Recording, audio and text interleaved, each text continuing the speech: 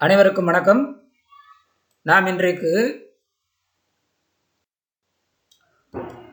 துன்பம் வெல்லும் கல்வி என்ற செயல் பகுதியினை பார்க்க இருக்கின்றோம். கல்வி அழகே அழகு என்பார் பெரியோர். கற்றபடி நிற்பது அந்த அழகை பெறுவதற்கான வழி. கல்வி அறிவை வளர்ப்பதோடு பண்படுத்தவும் செய்யும். எவ்வளவுதான் கற்றிருந்தாலும் பண்பாடு இல்லாவிட்டால் அந்த கல்வி பயனற்று போகும்.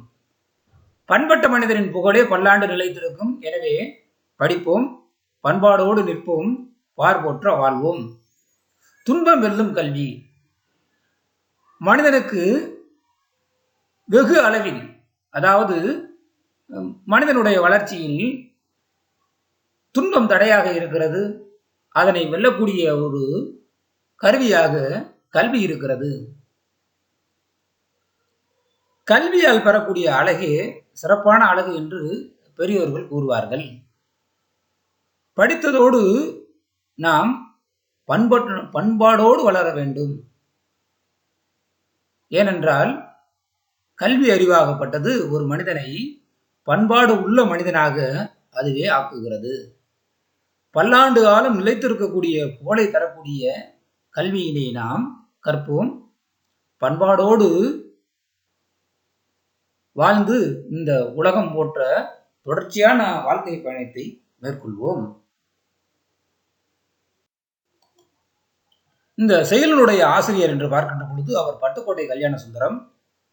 எளிய தமிழிலே சமூக சீர்திருத்த கருத்துக்களை வலியுறுத்தி பாடிய கவிஞர் இவர். திரையிசை பாடல்களில் உழைப்போர்களுடைய உயர்வை போற்றியிருக்கிறார்.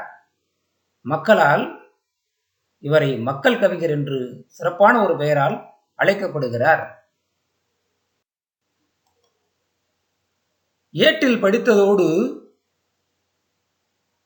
இருந்து விடாதே, நீ ஏன் படித்தோம் என்பதையும் மறந்து விடாதே, நாட்டின் நெறிதவறி நடந்து விடாதே, நம் நல்லவர்கள் தூற்றும்படி வளர்ந்து விடாதே, மூத்தோர் சொல் வார்த்தைகளை மீறக்கூடாது, பண்பும் உரைகளிலும் மொழிகளிலும் மாறக்கூடாது, மாற்றவர் கைப்பொருளை நம்பி வாழக்கூடாது, தன்மானமில்லா கோலையுடன் சேரக்கூடாது. படித்ததோடு நாம் இருந்து விடாமல் ஏன் படித்தோம் என்பதையும் மறந்து விடாமல், நாட்டின் நெறிதவறி நடந்து விடாமல், நம் நல்லவர்கள் தூற்றும்படி வளர்ந்து விடாமல் தன்னுடைய வாழ்க்கை பயணத்தை மேற்கொள்ளுதல் வேண்டும். மூத்தவர்கள் சொல்படி நாம் நடத்தல் வேண்டும். பண்பு முறைகளிலும் மொழிகளிலும் மாறக்கூடாது. மற்றவருடைய கைப்பொருளை நம்பி நாம் எந்த காலத்திலும் வாழக்கூடாது. தன்மானம் இல்லாத கோலையோடு நாம் உறவு வைத்துக் கொள்ளுதல் கூடாது. துன்பத்தை வெல்லும் கல்வி கற்றிட வேண்டும். நீ சோம்பலை கொள்ளும் திறன் பெற்றிட வேண்டும். வம்பு செய்யும் குணம் இருந்தால் விட்டிட வேண்டும். அறிவு வளர்ச்சியிலே வான்முகத்தை தொட்டிட வேண்டும். வெற்றி மேல் வெற்றி வர, விருது வர, பெருமை வர, மேதைகள் சொன்னது போல் விளங்கிட வேண்டும். பெற்ற தாயின் புகழும் நீ பிறந்த மண்ணின் புகழும் வற்றாமல் உன்னோடு வாழ்ந்திட வேண்டும். துன்பத்தை வெல்லும் கல்வியினை நாம் கற்றிட வேண்டும். சோம்பலை கொள்ளும் திறனை அதன் மூலம் பெறுதல் வேண்டும். மற்றோரோடு வம்பு செய்யக்கூடிய குணம் இருந்தால் அதை விட்டுவிட வேண்டும். அறிவு வளர்ச்சியில் வானுடைய எல்லையை தொட்டிட வேண்டும்.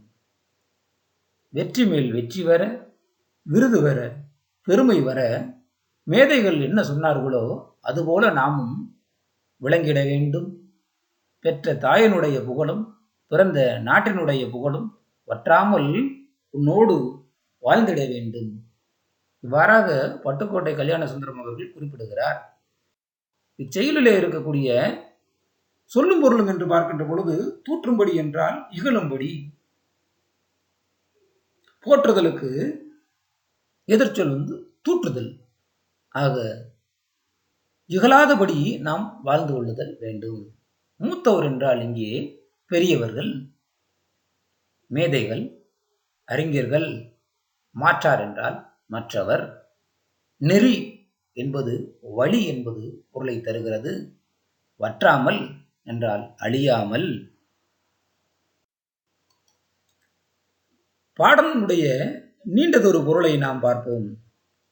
நம் நூல்களை கற்றதோடு இருந்துவிடக்கூடாது. கற்றதன் பயனை மறக்கக்கூடாது. நம் நாட்டின் நெறிதவறி நடக்கக்கூடாது. நல்லவர்கள் குறை கூறும்படி வளரக்கூடாது. பெரியோர் கூறும் அறிவுரைகளையும் மீறக்கூடாது. பிறரிடம் பழகும் முறையிலும் பேசும் முறையிலும் பண்பு நெறி மாறக்கூடாது. பிறர் உழைப்பில் ஒரு நாளும் வாழக்கூடாது. தன்மானம் இல்லாத கோழையோடு சேர துன்பத்தை நீக்கும் கல்வியினை கற்றிட வேண்டும். சோம்பலை போக்க வேண்டும். பிறரோடு வம்பு செய்யும் வழக்கம் இருந்தால் அதை விட்டுவிட வேண்டும். வானத்தை தொடும் அளவிற்கு அறிவை வளர்த்துக் கொள்ளுதல் வேண்டும். மேலான அறிஞர்கள் கூறிய அறிவுரையின்படி வாழுதல் வேண்டும். அதன் மூலம் வெற்றிகளையும் விருதுகளையும் பெருமைகளையும் பெற்றிட வேண்டும். பெற்ற தாயின் புகழும் நம் நாட்டின் புகழும் அழியாத வகையில் வாழ வேண்டும் என்று பட்டுக்கோட்டை கல்யாண சுந்தரம் அவர்கள் இச்செயலின் மூலம் விளக்குகிறார்.